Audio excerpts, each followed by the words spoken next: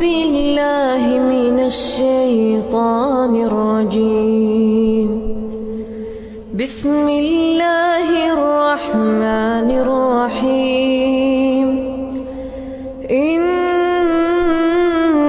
الذين قالوا ربنا الله ثم استقاموا تتنزل عليهم الملائكة ألا تخافوا تتنزل عليهم الملائكة ألا تخافوا ولا تحزنوا وأبشروا بالجنة التي كنتم توعدون. نحن أولياؤكم في الحياة الدنيا وفي الآخرة ولكم فيها ما تشتهي أنفسكم ولكم فيها ما تدعون. نزلا من غفور رحيم. نزلا من غفور رحيم. ومن أحسن قولا ممن دعا إلى الله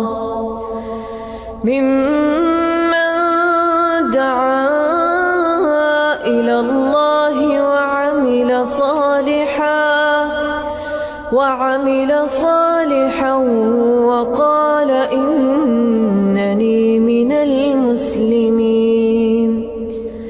ولا تستوي الحسنة ولا السيئة ادفع بالتي هي أحسن فإذا الذي بينك وبينه عداوة كأنه ولي حميم. وما يلقاها إلا الذين صبروا وما يلقاها إلا ذو حظ عظيم. وإما ينزغنك من الشيطان نزغ فاستعذ بالله إنه هو السميع العليم. أعوذ بالله من الشيطان الرجيم. بسم الله الرحمن الرحيم. نحمد ونصلي على رسوله الكريم. أما بعد. رب اشرح لي صدري ويسر لي أمري واحلل عقدة من لساني يفقهوا قولي. رب زدني علما. اللهم فقهنا في الدين. اللهم انفعنا بما علمتنا وعلمنا ما ينفعنا وزدنا علما. رب يسر ولا تؤثر وتمم بالخير وبك نستعين. نحمد ونصلي على رسوله الكريم. أما بعد. آپ تمام کو السلام علیکم ورحمۃ اللہ وبرکاتہ. الحمدللہ الحمدللہ الحمدللہ رب العالمین والصلاۃ والسلام علی رسولہ الکریم. سب سے پہلے میں اللہ سبحانہ وتعالیٰ کا شکر ادا کرتی ہوں کہ اللہ سبحانہ وتعالیٰ نے ہم تمام کو آن لائن ایک پلیٹ فارم مہیا کیا ہے جس کے ذریعے سے ہم نبی کریم صلی اللہ علیہ وسلم کی حیات طیبہ اور آپ کی مبارک زندگی کے واقعات اور حالات کو جاننے کی کوشش کر رہے ہیں، سمجھنے کی کوشش کر رہے ہیں اور سیکھنے کی کوشش کر رہے ہیں. اللہ تعالیٰ ہم سب کی اس کوشش کو قبول فرمائے اور اس کا بہترین بدلہ ہم سب کو دنیا اور آخرت میں عطا فرمائے. الحمدللہ الحمدللہ نبی کریم صلی اللہ علیہ وسلم کی حیات طیبہ اور آپ کی مبارک زندگی کے تعلق سے، سیرہ کے تعلق سے آج ہمارا 7واں لیکچر ہے. الحمدللہ الحمدللہ. اور مسلم گرلز ایسوسیشن انڈیا کی جانب سے ان کلاسز کا آن لائن کا اہتمام کیا گیا ہے. اللہ تعالیٰ ان کے لیے خیر و برکت اور بھلائی کے دروازے کھول دے اور ان کی کوششوں کو قبول فرمائے. تو الحمدللہ الحمدللہ آج ہمارا 7واں لیکچر ہے اور تھوڑا سا میں نبی کریم صلی اللہ علیہ وسلم کا جو پچھلا لیکچر تھا اس کی چند باتوں کو بتاتے ہوئے اپنی بات کو آگے بڑھانا چاہوں گی. کہ جب نبی کریم صلی اللہ علیہ وسلم نے اللہ کے حکم سے اوپنلی یعنی علانیت دعوت و تبلیغ کا کام شروع کیا تو الحمدللہ بہت خاموشی سے اور انفرادی طور پر آپ اس کو دعوت دیتے رہے. جب اللہ کی طرف سے حکم ہوا کہ علانیہ دعوت دے اور سب یعنی تمام لوگوں کو اپنی قوم کے لوگوں کو اللہ کے دین کی طرف بلائیں تو الحمدللہ نبی کریم صلی اللہ علیہ وسلم کوہ صفا کی پہاڑی پر چڑھ گئے اور آپ صلی اللہ علیہ وسلم نے علانیہ دعوت و تبلیغ کا کام شروع کر دیا. شروع میں قریش مکہ کو اس میں کوئی قباحت نظر نہیں آئی اور آپ کی دعوت سے ان کو کوئی فرق نہیں پڑا، لیکن جب آہستہ آہستہ بہت سارے لوگ اسلام قبول کرنے لگے تو انہوں نے اس دین اسلام کو ان کی اپنے اقتدار کے خلاف، اپنے قبائل، اپنے پاور کے خلاف انہوں نے اس کو سمجھا.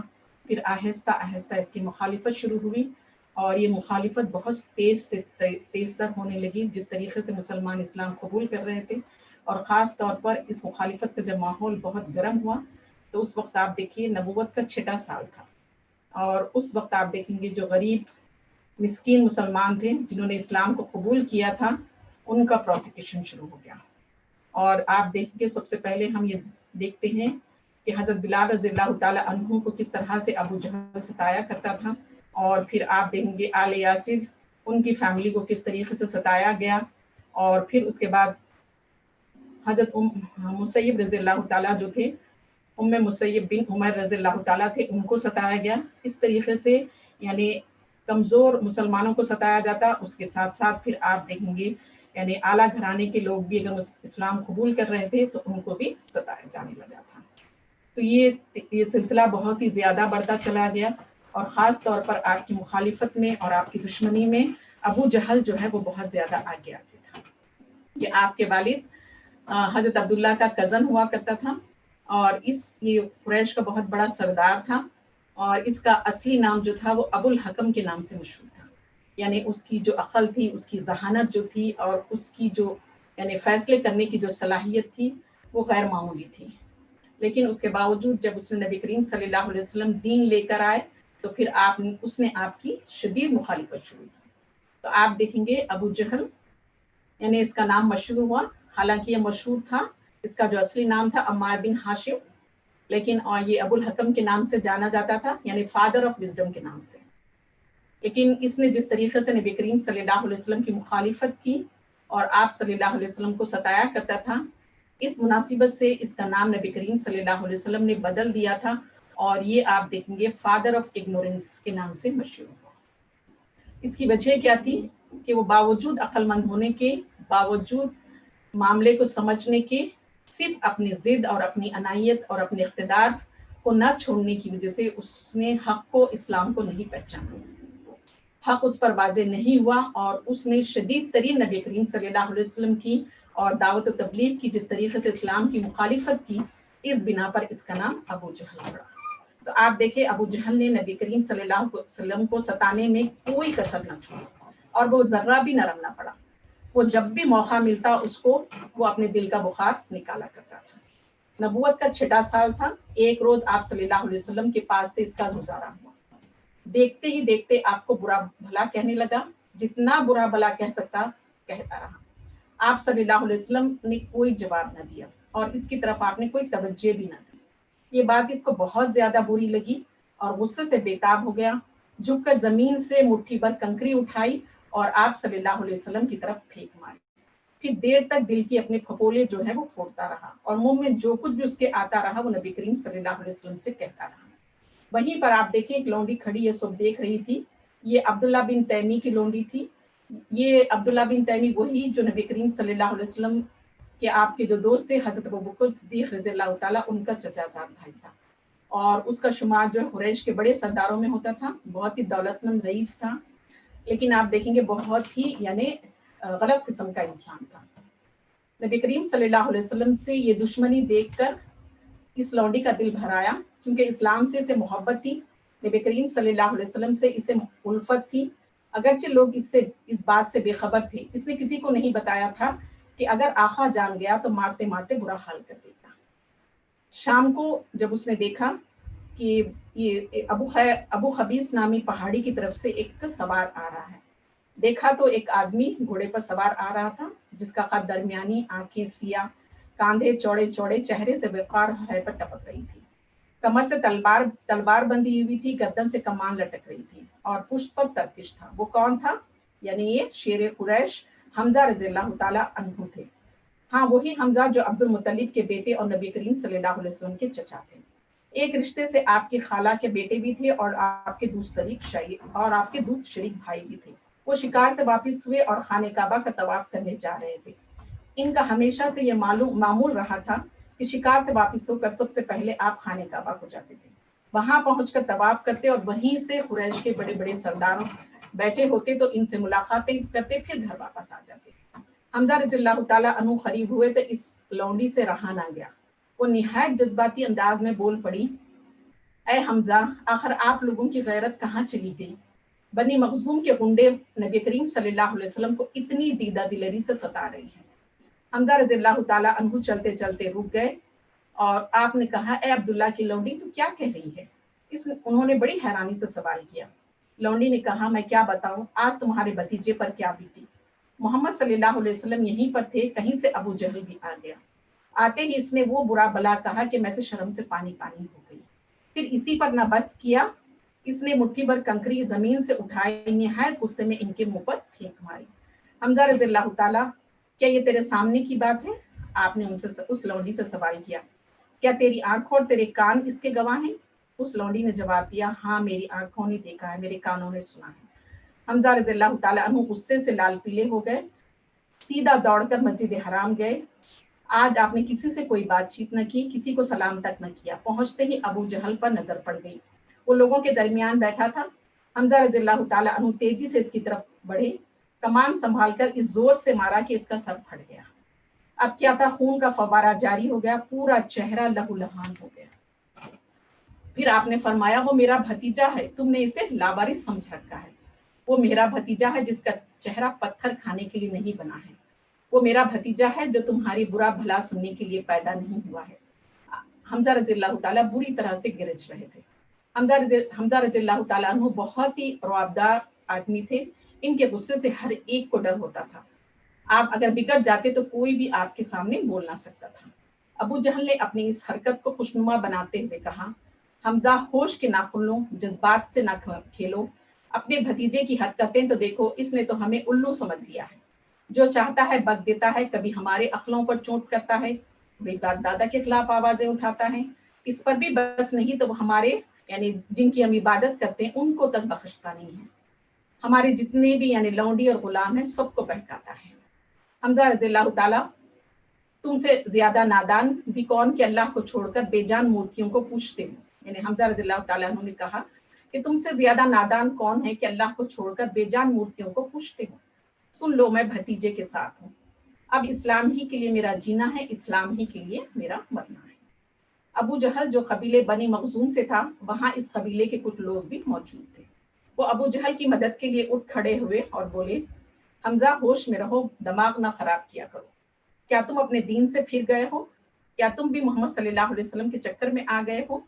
हमजा, जब इसका हक होना मुझ पर वादे हो गया तो फिर क्यों ना मानूं। सुन लो, मोहम्मद अल्लाह के रसूल हैं, जो कुछ कहते हैं बिल्कुल हक है।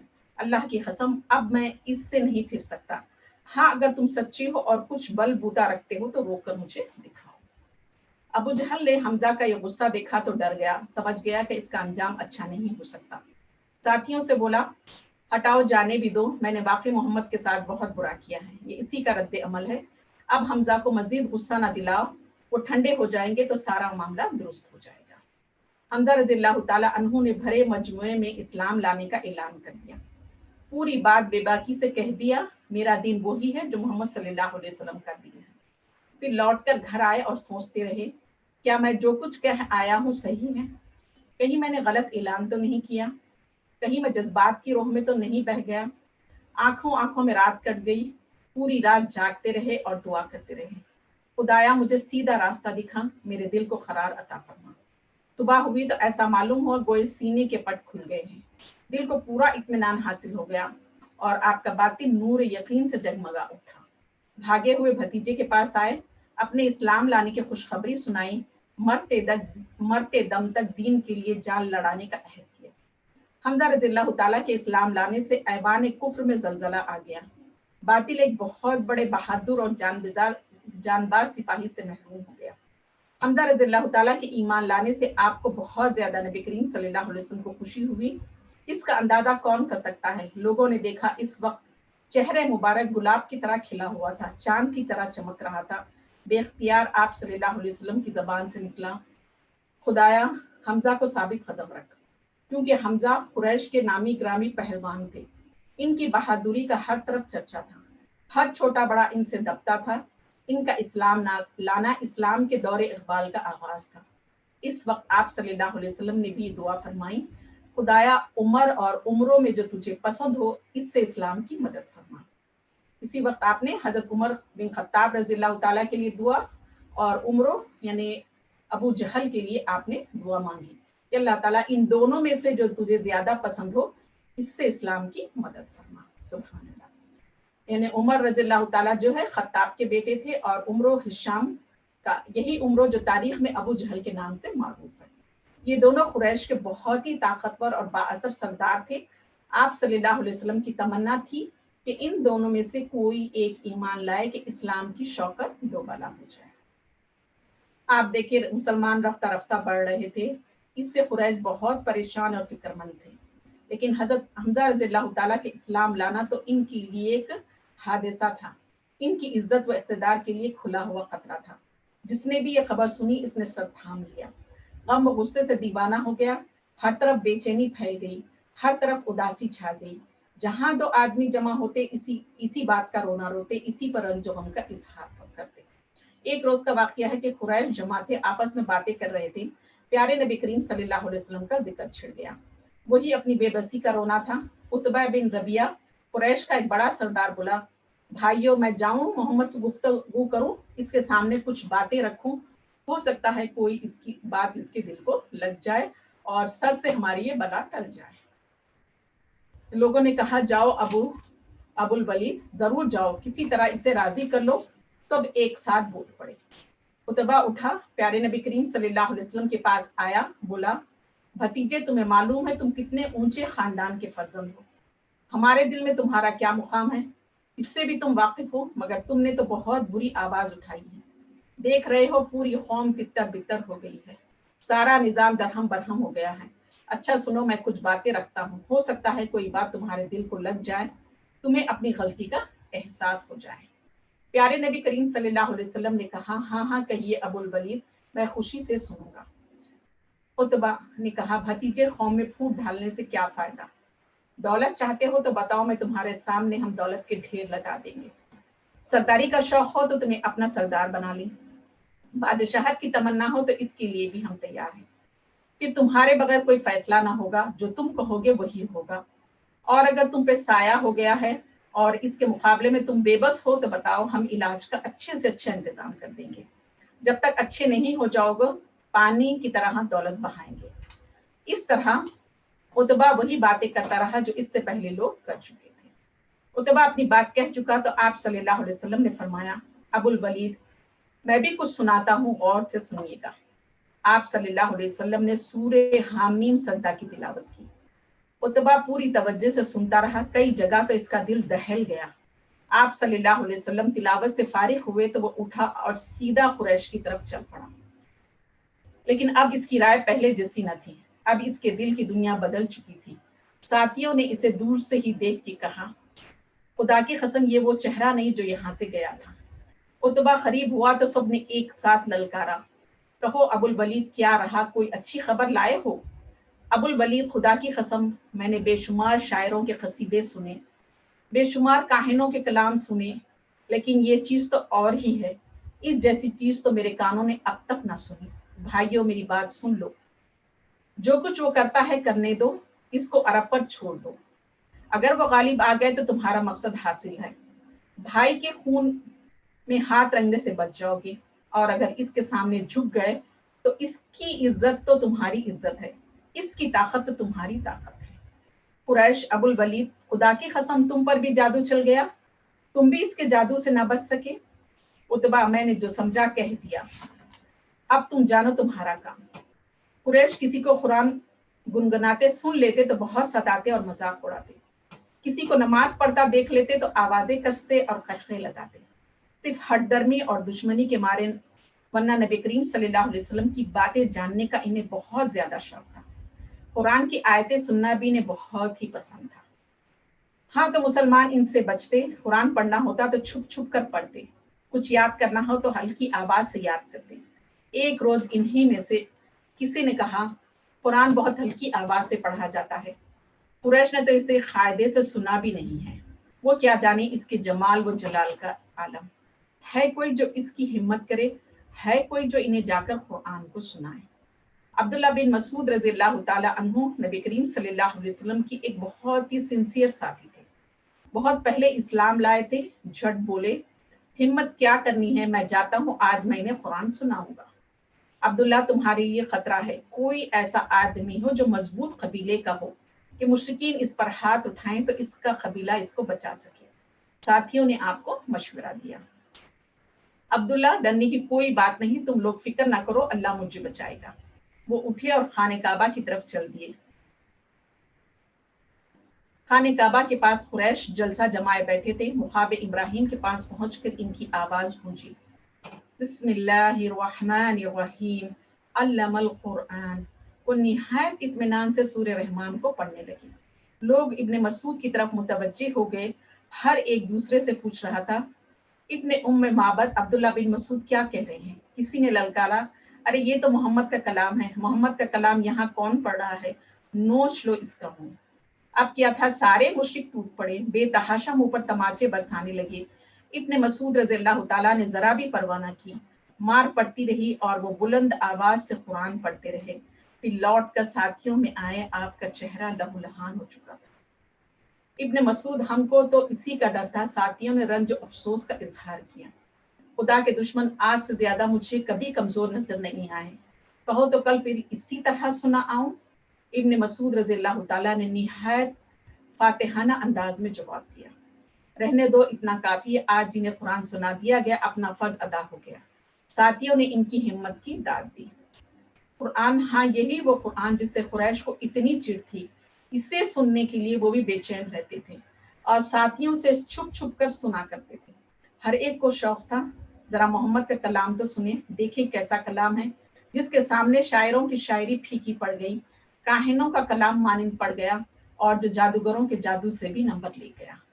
जब रात की तारीकी फैल जाती, हर तरफ सन्नाटा छा जाता, तो कुरैश के बड़े बड़े सरदार आप सल्लल्लाहु अलैहि वसल्लम के घर का रुख करते, वहां करीब ही कहीं दुबक कर बैठ जाते।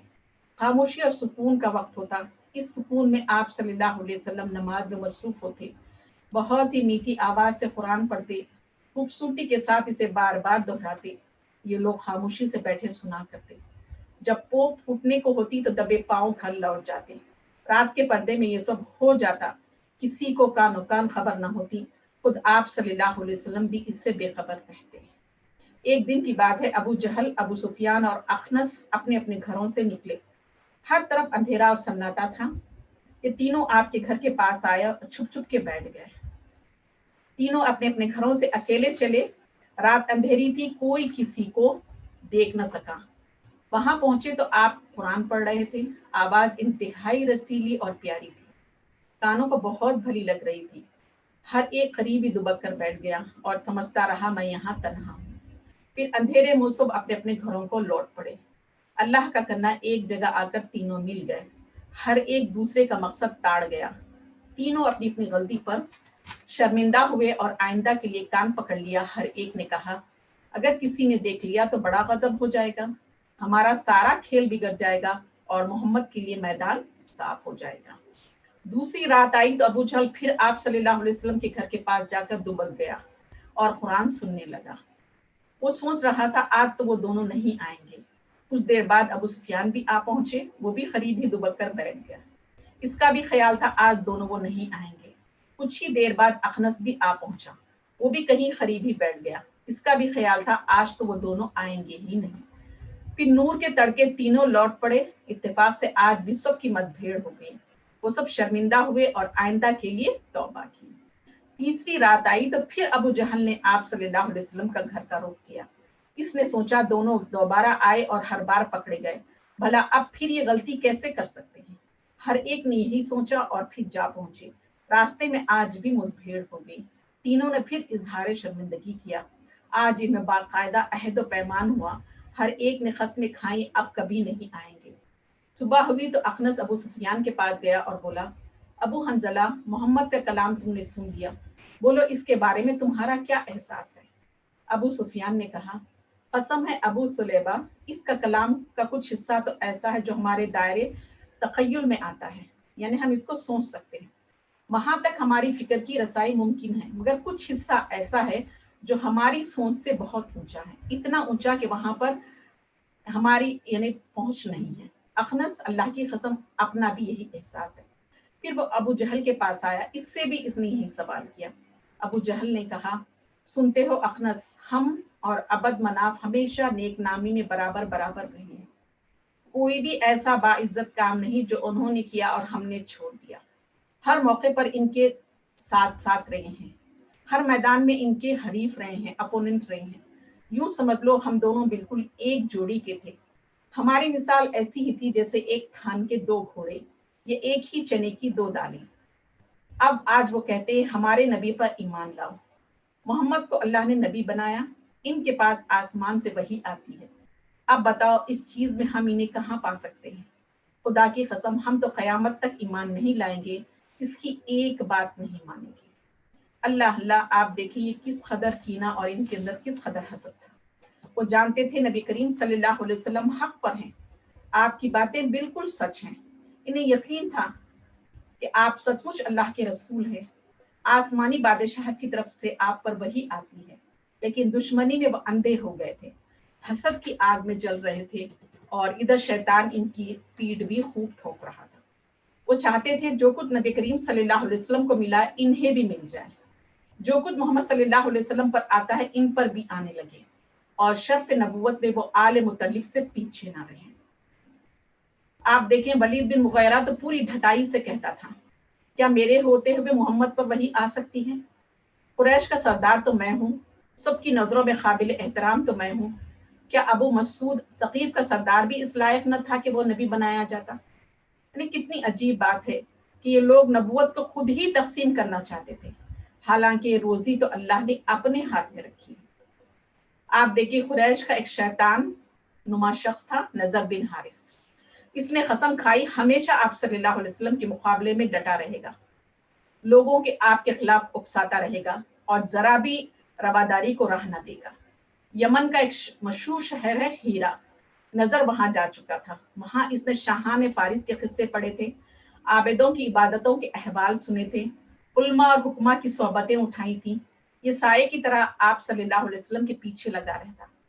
जहां कहीं देखता आप लोगों को इस्लाम की दावत दे रहे हैं, कुफ्र के बुरे अंजाम से डरा रहे हैं, इबरत के लिए पिछली कौमों के वाकयात सुना रहे हैं और इस तरह इनके दिलों को नरम करना चाहते हैं, झट ये भी वहीं पहुंच जाता था।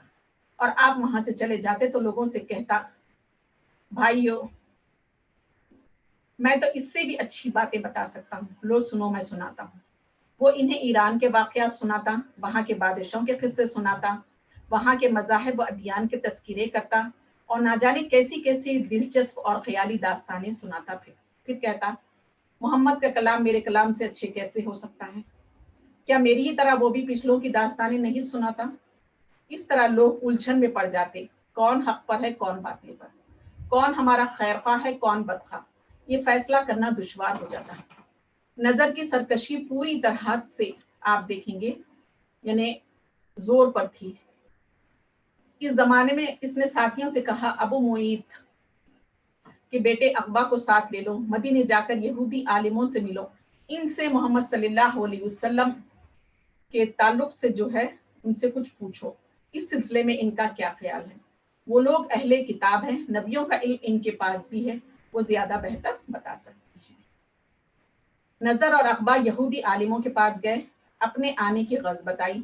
सारी बातें सुनकर यहूदियों ने कहा, पिछले जमाने में कुछ जवान थे, उनकी दास्तान बड़ी अजीब व गरीब है, जरा मोहम्मद से पूछो, देखो इनके बारे में कुछ बताते हो। एक और आदमी गुजरा है, इसने जमीन का चप्पा चप्पा छान मारा है, मोहम्मद से पूछो इसके मुतालिक भी कुछ जानते हो। ये भी पूछो वो ये कुरान लाते कहाँ से हैं। अगर ये तीनों बातें बता दे तो समझ लो वो सच्चे नबी हैं, वरना वो झूठे हैं, फिर जो जी में आए करो। वो दोनों लौटकर मक्का आ गए। कुरैश को इंतजार था ही, इन्हें देखते ही हर एक सरापा सवाल बन गया। कहा, कहो भाइयों क्या रहा? यहूदियों से जो बातचीत हुई थी सब इन दोनों ने दोहरा दी। कुछ लोग नबी करीम सल्लल्लाहु अलैहि वसल्लम के पास आए और आप सल्लल्लाहु अलैहि वसल्लम से ये सवालात किए। आप वही का इंतजार करने लगे। अल्लाह ने आपको बजरिए वही सारी बातें बता दी, जवानों का किस्सा भी बताया जो सूरह कहफ में तफसील से मौजूद है, जिसने मशरिक व मगरिब को ताराज किया और जमीन का चप्पा चप्पा छान मारा। इसके मुतालिक भी बता दिया कि वो दुल्करनैन थे। इनके साथ ये वाकया पेश आया, इनका जिक्र भी सूरह कहफ में मौजूद है। तीसरे सवाल के बारे में फरमाया, इन्हें बता दो ये वही मेरे रब के हुक्म से आती है, मगर तुम लोग इंसानी कलाम और आसमानी कलाम में तमीज ही नहीं कर पाते और शुबा करते हो कि ये इंसानी कलाम है, कोई इंसानी से घड़ा करता है। वजह यह है कि तुम इल्म से और बसीरत से कोसों दूर हो। फिर आप देखेंगे, वयसअलूनका अनिर रूह कुल रूह मिन अम्रि रब्बी वमा ऊतीतुम मिनल इल्मि इल्ला कलीला। इसका ट्रांसलेशन है, और ये लोग रूह यानी वही के मुतालिक पूछते हैं, कहो ये रूह मेरे रब के हुक्म से आती है, मगर तुम लोगों ने इल्म से कम ही अपने आप को पाया। तो इसका जवाब रूह के ताल्लुक से जो सवाल था सूरह इसरा की आयत नंबर 85 में दिया गया। यानी नबी करीम सल्लल्लाहु अलैहि वसल्लम इसके बाद आप देखिए मुश्रिकों के पास आए। अल्लाह ने जब ये सारी चीजें आपको बताई, इनके सवालात के जवाबात बताए, शायद वो ईमान ले आए, आप सल्लल्लाहु अलैहि वसल्लम को नबी मान लें। लेकिन यहाँ तो दिल बहुत ही सियाह हो चुके थे, वो जरा भी नरम ना पड़े। नरम पड़ना तो दरकिनार, हट दर्मी पर उतर आए। नजर बोला, भाइयों रुको, मोहम्मद जैसी बातें अभी मैं तुम्हें सुनाता हूँ। एक दूसरे ने कहा, इस कुरान को सुनो ही नहीं, ये तो सरासर नऊजुबिल्लाह बकवास है। जितना हो सके इनका मजाक उड़ाओ, हो सकता इस तरह मोहम्मद काबू में आ जाए। अबू जहल बोला, क्या मोहम्मद की बातों से तुम डरते हो? वो कहता है आग में जलाए जाओगे और अल्लाह के 19 दारोगा है जो जहन्नुम पर मामूर है, वो निकल भागने नहीं देंगे। तो क्या ये कोई भी डरने की बात है? क्या हम में के 100 भी एक के लिए काफी नहीं होंगे? उफ, यानी उनकी ये जो ढिठाई थी, ये सरकशी। हालांकि खुद इनका ख्याल था कि एक ही फरिश्ता सारी दुनिया को तहबाला कर सकता है, वो ये बात अच्छी तरीके से जानते थे। तो आप देखेंगे अल्लाह ताला कुरान में फरमाते हैं, वमा जअलना अस्हाबुन नार इल्ला मलाइकती वमा जअलना इद्दतहुल फितना लिल्लज़ीना कफरू। इन्हें जहन्नुम के दारोगा नहीं बनाए मगर फरिश्ते, और नहीं बनाए इनकी तादाद मगर आजमाइश इन लोगों के लिए जिन्होंने कुफ्र किया। तो यहाँ पर आप देखिए, यानी नबी करीम सल्लल्लाहु अलैहि वसल्लम की मुखालिफत बहुत जोर और शोर से जारी रही और हर तरीके के हथकंडे आपके खिलाफ इस्तेमाल किए गए, और ख़ास तौर पर अबू जहल ने आपके खिलाफ यानी दुश्मनी अदावत में कोई कसर न छोड़ी और हर किस्म का हरबा उसने इस्तेमाल किया। तो इसी वजह से आप देखेंगे उसका नाम अबू जहल पड़ा, क्योंकि वो एक अक्लमंद इंसान था, एक ज़हीन इंसान था, लेकिन उसके बावजूद उसने हक को नहीं पहुंचाना और इस वजह से वो तबाह व बर्बाद हुआ। तो यहाँ पर ये सवाल उठता है कि आखिर कुरैश के जो बड़े बड़े सरदार थे, उन्होंने नबी करीम सल्लल्लाहु अलैहि वसल्लम की दावत की क्यों मुखालिफत? तो उनकी असल वजह मुखालिफत, वो अल्लाह के नबी आप हैं, इस बात को जानते और समझते थे, और अल्लाह इस कुरान को अल्लाह की तरफ से अल्लाह का कलाम है, इसको भी मानते थे। लेकिन उनको ये चीज़ परेशान करती थी कि उनको जो इख्तिदार हासिल है, उनको जो पावर हासिल है, उनको ये लगता था कि अगर हम नबी करीम सल्लल्लाहु अलैहि वसल्लम को नबी मान लेंगे और इस कुरान को हक मान लेंगे और आपको रसूल के तौर पर तस्लीम कर लेंगे, तो उनका जो इख्तिदार है, उनका जो पावर है, उनकी जो सरदारी है, और उसकी वजह से जो उनको बेनिफिट्स हासिल हैं, वो उनके ख़त्म हो जाएंगे। इस वजह से वो नबी करीम सल्लल्लाहु अलैहि वसल्लम की और आपकी दावत की शिद्दत से मुखालिफत किया कर रहे थे। फिर आप देखिए, जब ये मुखालिफत का सिलसिला बढ़ने लगा और बहुत ज़्यादा इसमें तेज़ी आई और बहुत ज़्यादा मुसलमान यानी जुल्म और सितम और ज़्यादती का शिकार होने लगे, तो उस वक्त आप देखेंगे नबी करीम सल्लल्लाहु अलैहि वसल्लम देखते कि मुसलमानों पर जुल्म हो रहा है, ज़्यादती हो रही है, तो आप उनसे कहते, जब आले यासर पर जुल्म और ज़्यादती होती तो आप उनसे कहते कि वहाँ से गुजरते तो कहते ऐ आले यासर सब्र करो।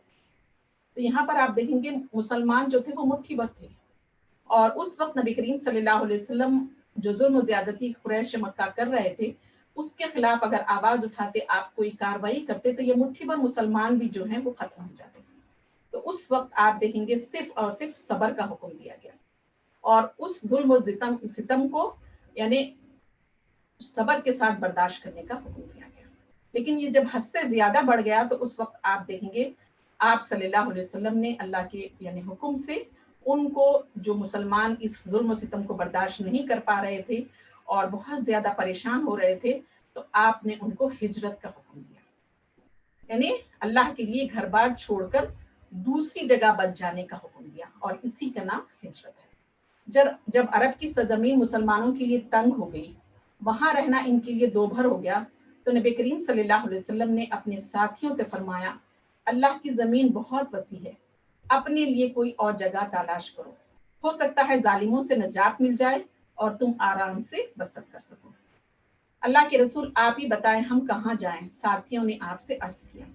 نبی کریم صلی اللہ علیہ وسلم نے فرمایا، حبشہ چلے جاؤ، وہاں کا بادشاہ انصاف پسند ہے، کسی پر ظلم ہونے نہیں دیتا، لوگ وہاں چین سے رہ سکتے ہیں. حبشہ جو ہے افریقہ کا ایک مشہور ملک ہے، پہلے اس کا نام حبشہ تھا، اب اسے ایتھوپیا کہتے ہیں. یہ عرب سے بہت قریب ہے اور دونوں کے درمیان بس ایک سمندر حائل ہے. اس سمندر کا نام بحر احمر یعنی ریڈ سی ہے. وہاں کے بادشاہ کو اس زمانے میں نجاشی کہتے تھے. اس وقت جو نجاشی تھا وہ عیسائی مذہب کا فالوور تھا، اور اس کا نام جو تھا اسحمہ تھا. رجب کا مہینہ تھا، نبوت کا یعنی 5واں 6واں سال تھا. اشارہ پاتے ہی بہت سے مسلمان نے حبشہ کا رخ کیا. 2 4 کر کے انہوں نے عرب کو خیر آباد کہا.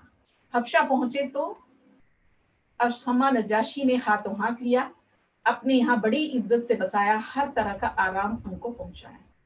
قریش کو خبر ہوئی تو بہت ہی جزبز ہوئی، جیسے تن بدن میں ان کے آگ لگ گئی. تو اس کو ابیسینیا بھی کہا جاتا ہے. اور یہاں پر آپ دیکھیں گے یعنی ان کو ایسا لگ رہا تھا کہ مسلمان یہ لوگ کیوں ہجرت کر کے چلے گئے، اور وہ نہیں چاہتے تھے کہ ان کو وہاں سکون سے زندگی بسر کریں. اور قریش اس بات سے بھی ڈرتے تھے، وہ سوچتے کہ کہیں باہر سے انہیں مدد مل گئی تو کیا بنے گا، تب تو ہم بے بس ہو جائیں گے اور ان کے لیے میدان بالکل صاف ہو جائے گا. تو پھر ان کی آواز ہر طرف گونج اٹھے گی، جدھر دیکھو اسلام کا ہی بول بالا ہوگا، اور بتوں کے لیے تو قیامت آ جائے گی. فوراً انہوں نے شاہ حبشہ کے پاس اپنے 2 ایمبیسڈر بھیجے. ایک ابو ربیہ کا بیٹا عبداللہ تھا اور دوسرا آس کا بیٹا عمرو. یہ لوگ گئے تاکہ بادشاہ کے کان بھریں اور مسلمانوں کو پکڑ کر اب پھر اپنے یہاں لے آئیں. بادشاہ کو لبھانے کے لیے انہوں نے قیمتی تحفے تحائف بھی لے گئے تھے. حبشہ پہنچے تو پہلے درباری پادریوں سے ملے. دونوں کی اسکیم تھی پہلے انہی کو ہموار کیا جائے، اس غرض سے انہیں بھی کچھ تحفے تحائف دیے جائیں. پھر وہ دونوں بادشاہ کی خدمت میں حاضر ہوئے، بڑی عقیدت مندی سے تحفے پیش کیے اور عرض کیا، بادشاہ سلامت، ہمارے یہاں سے کچھ مجرم جو ہیں بھاگے ہیں، انہوں نے حضور والا کے یہاں پناہ لی ہے، انہوں نے قومی دین سے بغاوت کی ہے، حضور والا کا دین بھی نہیں اپنایا، ایک نیا ہی دین لے کر اٹھے ہیں، اس کو نہ ہم جانتے ہیں نہ حضور والا. گھر گھرانے والے ان سے عاجز آ چکے ہیں، انہیں لینے کے لیے انہوں نے ہمیں بھیجا ہے. وہ ان کی رگ رگ سے واقف ہے، ان کے عزائم کو اچھی طرح سمجھتے ہیں. پادریوں نے تائید کی، پرزور انداز میں بولے، جہاں پناہ یہ لوگ سچ کہتے ہیں، واقعی کچھ مجرم یہاں گھس آئے ہیں، کرمنلز ہیں یہاں گھس آئے ہیں، اور انہیں ضرور ان کے حوالے کر دیا جائے. لیکن نجاشی نے انکار کر دیا، نہیں، ایسا نہیں ہو سکتا. جن لوگوں نے ہمارے یہاں پناہ لی ہے وہ ہمارے پاس رہنا پسند کیا، انہیں اپنی صفائی پیش کرنے کا موقع ملنا چاہیے، ورنہ ناانصافی ہوگی. وہ لوگ کہاں ہیں؟ میں ان کی بھی باتیں سنوں گا، وہ جہاں کہیں بھی یعنی جہاں کہیں بھی ہوں حاضر کیے جائیں. یہی چیز تھی جس سے سفیر سب سے زیادہ گھبرائے.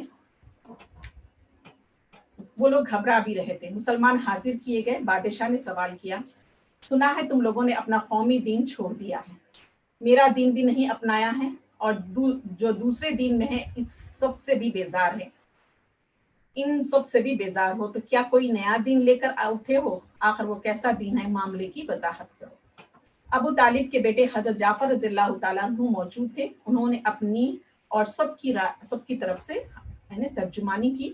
سب لوگوں نے، مسلمانوں نے جنہوں نے ہجرت کی تھی، ابو جعفر کو اپنے نمائندے کے طور پر پیش کیا اور انہوں نے سب کی طرف سے بادشاہ کے دربار میں بات کی۔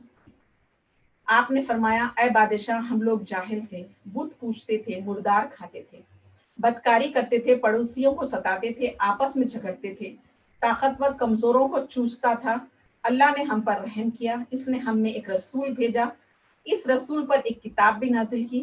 ہم اس رسول کے خاندان کو اچھی طرح جانتے تھے، اس کی سچائی اور پاک بازی سے واقف تھے۔ اس نے ہمیں سچے دین کی دعوت دی۔ اس نے کہا، ہم صرف ایک اللہ کی عبادت کریں، بے جان مورتیوں کو پوجنا چھوڑ دیں، سچ بولیں، ایماندار بنیں، صلہ رحمی کریں، پڑوسیوں کو آرام پہنچائیں، ظلم سے باز آئیں، بدکاری چھوڑ دیں، یتیموں کا مال نہ کھائیں، شریف عورتوں پر تہمت نہ لگائیں، نمازیں پڑھیں اور خیرات دیں۔ ہم نے اس رسول کو سچا جانا، اس پر ایمان لائے، اللہ کی طرف سے اس سے جو کچھ بتایا جان و دل سے اس کو تسلیم کر لیا۔ بس یہی وہ جرم ہے جس پر قوم ناراض ہو گئی ہے، ہم کو بے دردی سے ستانے لگی کہ اس دین سے ہم پھر جائیں اور پھر غلط راہوں میں بھٹکتے پھریں۔ جب ہم تنگ آ گئے، وہاں سانس لینا دوبھر ہو گیا، تو ہم نے آپ کے ملک میں پناہ لی کہ شاید یہاں چین نصیب ہو جائے، ظلم و ستم کا سایہ سر سے ٹل جائے۔ نجاشی، اس پر جو کلام اترا ہے میں بھی سننا چاہتا ہوں، تمہارے پاس کوئی ہو تو کچھ ہو تو سناؤ۔ حضرت جعفر رضی اللہ تعالیٰ عنہ نے سورہ مریم کی آیتیں سنائیں۔ نجاشی پر بہت اثر ہوا، اس پر رخت طاری ہو گئی اور آنکھوں سے بے اختیار آنسو نکل پڑے۔ وہ اتنا رویا کہ داڑھی بھیگ گئی، جتنے بھی پادری تھے ان سب کا بھی دل پگھل کر رہ گیا اور آنکھوں سے آنسو جاری ہو گئے۔ روتے روتے ان کی بھی داڑیاں اور صحیفے جو تھے وہ تر ہو گئے۔ آیتیں سن کر نجاشی نے کہا، خدا کی قسم، یہ اور عیسیٰ کا کلام دونوں ایک ہی چشمے سے نکلی ہوئی دو نہریں ہیں، یہ ایک ہی چراغ کے دو پرتوں ہیں۔ اس نے قریش کے سفیروں سے کہا، واپس جاؤ، بخدا اب یہ لوگ تمہارے ساتھ نہیں جائیں گے۔ اس طرح اس کو مسلمانوں سے خاص ہمدردی ہو گئی، انہیں ظالم دشمنوں کے حوالے کرنا اس نے گوارا نہ کیا۔ اس نے قریش کے قیمتی تحفوں کو یہ کہتے ہوئے نفرت و حقارت سے ٹھکرا دیا، اگر تم لوگ مجھے ایک پہاڑ کے برابر بھی سونا دو تب بھی ان لوگوں کو تم لوگوں کے حوالے نہیں کر سکتا۔ سفیروں نے اسے بہت ورغلایا، لیکن اس نے ان کی ایک نہ سنی۔ وہ دونوں اپنا منہ لے کر واپس آ گئے۔ مسلمان حبشہ میں آرام و اطمینان سے رہنے لگے۔ جب قریش مکہ نے دیکھا کہ مسلمان زور پکڑتے جا رہے ہیں، اسلام کے لیے راہیں، نئے نئے راستے کھلتے چلے جا رہے ہیں، تو یہ سوچ کر مشرک جو تھے تڑپ تڑپ اٹھتے تھے۔ ایک دن وہ اکٹھا ہوئے، آپس میں ایک کانفرنس کی، یعنی مغیرہ کا بیٹا ولید صدر بنا۔ یہ بہت بوڑھا تھا، پوری قوم میں ہر دل عزیز تھا۔ کانفرنس میں محمد صلی اللہ علیہ وسلم کی بات چھڑ گئی۔ ولید نے کہا، حج کے دن قریب آ گئے ہیں، باہر سے اب وفد آئیں گے، محمد کا تو چرچا ہی ہے، اس کے بارے میں تحقیق کریں گے۔ آپس میں ایک بات طے کر لو اور سب لوگ مل کر وہی بات کہو، دیکھو ایک دوسرے کی الٹی مت کہنا، ورنہ لوگ سمجھ جائیں گے تم جھوٹے ہو، پھر سارا کھیل بگڑ جائے گا۔ قریش ابد شمس کے بعد پھر ہمیں کوئی ایک بات بتا دیجئے، ہم سب وہی کہیں گے۔ ولید، نہیں، پہلے تم بتاؤ تم لوگوں کی کیا رائے ہے؟ قریش، ہم کہیں گے محمد کاہن ہے۔ ولید، نہیں، خدا کی قسم وہ کاہن نہیں ہے، ہم نے بہترے کاہن دیکھے، کاہنوں کے بہت کلام سنے، کاہنوں کے گیت اور ان کے کلام دوسرے ہی رنگ کے ہوتے ہیں۔ قریش، تو ہم کہیں گے وہ مجنوں ہیں۔ ولید، نہیں، وہ مجنوں نہیں ہے، ہم نے جنونوں کو خوب دیکھا پہچانا ہے، اس کے اندر ایک علامت بھی نہیں، مجنونوں کی سی کوئی کیفیت نہیں۔ قریش، تو ہم کہیں گے وہ شاعر ہے۔ ولید، وہ شاعر بھی نہیں، ہم نے زمین شعر کی خوب خاک چھانی ہے، ساری بحروں سے اچھی طرح واقف ہے، اس کا کلام شعر نہیں ہو سکتا۔ قریش، تو ہم کہیں گے وہ جادوگر ہے۔ ولید، وہ جادوگر بھی نہیں، ہم نے بہت سارے جادوگر دیکھے ہیں، جادو کے 20 کرتب دیکھے ہیں، جادوگروں کا ٹونا منتر نہیں ہے۔ قریش پھر بڑی حیرانی کے ساتھ، پھر ہم کیا کہیں ابد شمس کے باپ؟ ولید نے کہا، خدا کی قسم اس کلام میں بلا کی مٹھاس ہے، وہ گویا ایک ایسا درخت ہے جس کی جڑیں بہت گہری اور مضبوط ہیں، شاخیں انتہائی میٹھی اور لذیذ پھلوں سے لدی ہیں۔ جہاں تم نے ان میں سے کوئی بات دیکھی، سارا پول کھل جائے گا، جو سنے گا سمجھ جائے گا یہ جھوٹا پروپیگنڈا ہے۔ سب سے لگتی ہوئی بات یہ ہے کہ وہ جادوگر ہے، جادو اثر کلام لے کر آیا ہے۔ اس سے وہ باپ بیٹے میں، بھائی بہن میں، بیوی شوہر میں اور خاندان خاندان میں پھوٹ ڈال رہا ہے۔ سب یہ رائے سن کر بہت ہی خوش ہوئے۔ جلسہ وہاں پر برخاست ہو گیا۔ طے ہو گیا کہ حاجیوں کے قافلے آئیں گے تو سب یہی پروپیگنڈا کریں گے۔ حج کا زمانہ آ گیا، حاجیوں کے قافلے بھی آ گئے۔ اب وہ ہر وقت طاق میں رہتے، جہاں موقع پاتے ان کے کام بھرتے۔ جس کو دیکھو زبان پر یہی الفاظ تھے، محمد جادوگر ہیں، جادو اثر کلام لے کر آیا ہے۔ قافلے لوٹ کر اپنے یہاں گئے، سب کو آپ صلی اللہ علیہ وسلم کی خبر دی۔ اس طرح پورے عرب میں آپ صلی اللہ علیہ وسلم کا چرچا ہو گیا۔ بہتوں کو حقیقت حال جاننے کا بھی شوق ہوا اور وہ اسی دھن میں گھر سے نکل پڑے۔ آسمان کا آپ دیکھیں گے، یعنی انسان جب اوپر منہ کر کے تھوکتا ہے تو اس کے منہ پر ہی آتا ہے۔ مشرکوں نے آپ صلی اللہ علیہ وسلم کے خلاف سازش کی، وہ سازش خود ان کے سر پر آ پڑی۔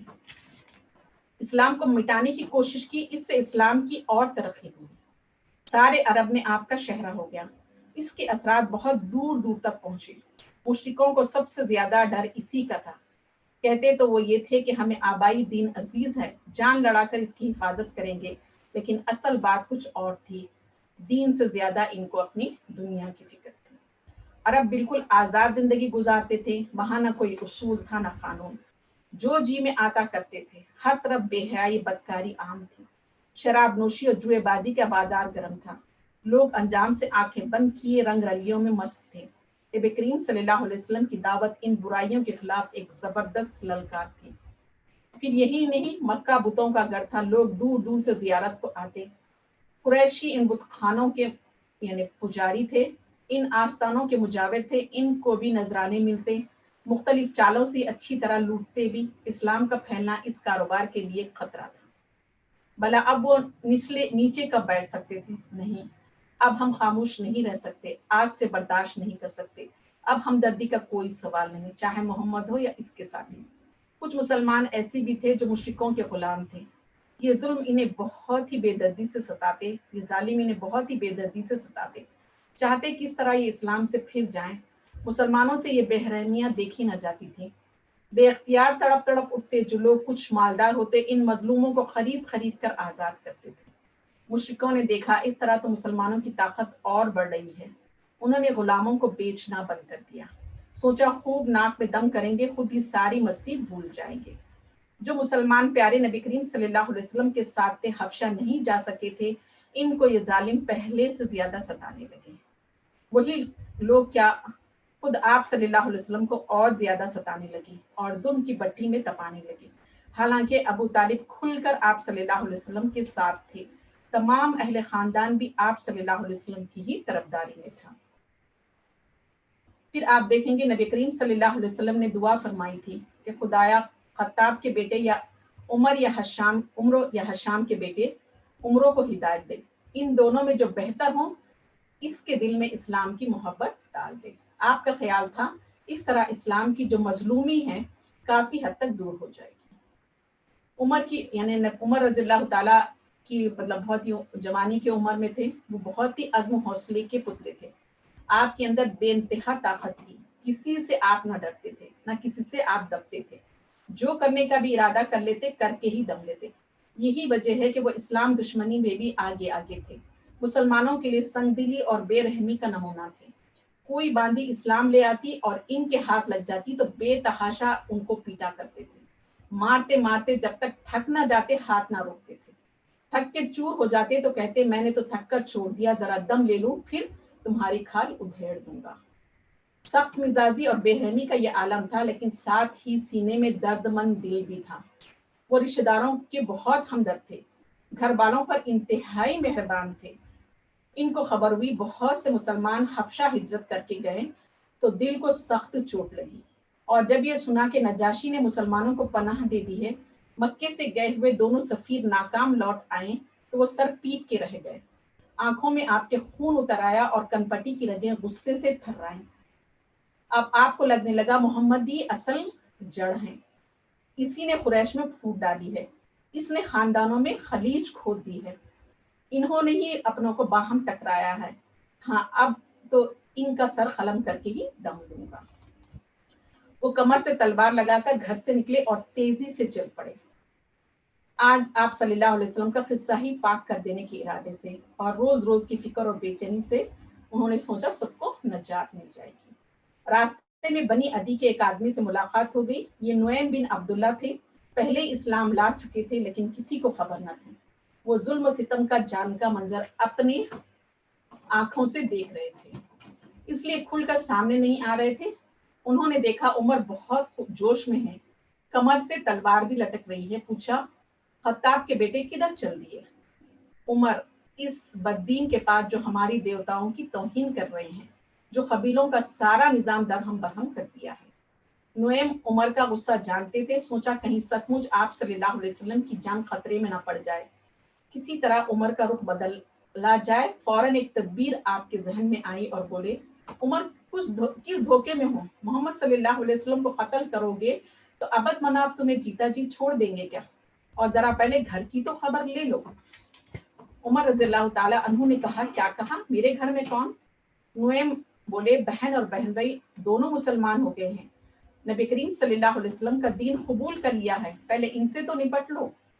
عمر رضی اللہ تعالیٰ عنہ ہکا بکا رہ گئے، جیسے سارے بدن میں آگ لگ گئی۔ بہن اور بہن بھائی اسلام لا چکے تھے، اس لیے جینے مرنے کا فیصلہ کر چکے تھے، مگر عمر بے خبر تھے کیونکہ انہوں نے اب تک چھپایا تھا۔ عمر فوراً بہن کی طرف پلٹے، سینہ سلگ رہا تھا اور غصے سے رگیں پھول آئی تھی۔ وہاں پہنچے تو اندر سے کچھ پڑھنے کی آواز آئی، وہ بے تحاشا دروازہ پیٹنے لگے۔ گھر کے لوگ گھبرا گئے، انہوں نے پوچھا کون ہے؟ جواب ملا، میں ہوں عمر، جلدی سے دروازہ کھولو۔ عمر سننا تھا کہ لوگ چونک اٹھے، خوف سے بدحواس ہو گئے، ادھر ادھر چھپنے لگے۔ عمر رضی اللہ تعالیٰ کی بہن کا نام فاطمہ تھا اور بہن بھائی کا سعید۔ یہ دونوں خباب رضی اللہ تعالیٰ عنہ سے قرآن پڑھتے تھے۔ خباب رضی اللہ تعالیٰ کو خود نبی کریم صلی اللہ علیہ وسلم نے اپوائنٹ کیا تھا، جو آیتیں نازل ہوتی یہ پڑھ کر سناتے اور وہ دونوں یاد کر لیتے۔ اس وقت خباب رضی اللہ تعالیٰ عنہ جو ہے سورہ طٰ پڑھ رہے تھے۔ عمر رضی اللہ تعالیٰ عنہ کی آواز سنتے ہی اندر چھپ گئے۔ جس صحیفے سے وہ پڑھ رہے تھے فاطمہ نے اپنے پیچھے چھپا لیا۔ شوہر ہمت کر کے آگے بڑھے اور جا کر دروازہ کھول دیا۔ عمر رضی اللہ تعالیٰ عنہ ایک غضبناک شیر کی طرح اندر آئے، عقابی نگاہوں سے چاروں طرف دیکھنے لگے۔ ابھی جو آواز کانوں میں پڑی وہ کہاں سے آئی؟ لیکن بہن اور بہن بھائی کے علاوہ سامنے کوئی نہ تھا۔ کڑک کر پوچھنے لگے، کڑک کر پوچھا، ابھی آواز کہاں سے آ رہی تھی اور وہ کیسی آواز تھی؟ خوف سے تو برا حال تھا ہی، سچ سچ بتانے کی ہمت نہ ہوئی۔ جھٹ بولے، یہاں تو کچھ بھی نہیں، کوئی بھی نہیں۔ عمر زور سے گرجے، چھپاؤ نہیں، کیا سمجھتے ہو تمہارے اسلام سے میں بے خبر ہوں؟ یہ کہہ کر وہ بہن بھائی کی طرف بڑھے، بے تحاشا انہیں پیٹنے لگے۔ فاطمہ آپ کی جو بہن تھی ان سے دیکھا نہ گیا، بڑھ کر شوہر کو بچانے لگی۔ اب عمر رضی اللہ تعالیٰ عنہ نے بہن کو بھی مارنا شروع کر دیا، اتنا مارا کہ آپ کا سر پھٹ گیا۔ آپ کو جتنا ہی پیٹو اوپر اٹھتی ہے۔ عمر رضی اللہ تعالیٰ کی مار سے جوش عقیقت کی آگ بھڑک اٹھی۔ فاطمہ اور ان کے شوہر بول اٹھے، ہاں ہم اسلام لے آئے ہیں، اسلام پر جینے اور مرنے کا فیصلہ کر چکے ہیں، اب دنیا کی کوئی طاقت ہمیں ہٹا نہیں سکتی۔ ہاں اب ہم مسلم ہیں، اسلام کی لذت سے سرشار ہیں، اس کے لیے سب کچھ جھیلنے کے لیے تیار ہے، تمہارا جو جی میں آیا وہ کر لو۔ یہ آواز بے انتہا عزم و سود میں ڈوبی ہوئی آواز، دل کی گہرائیوں سے نکلی ہوئی آواز براہ راست عمر رضی اللہ تعالیٰ عنہ کے دل سے ٹکرائی۔ اب عمر آگ سے پانی تھے، پتھر سے موم بن گئے تھے۔ بے رحم ہاتھ چلتے چلتے رک گئے، بہن کے سر سے خون کے فوارے جاری تھے۔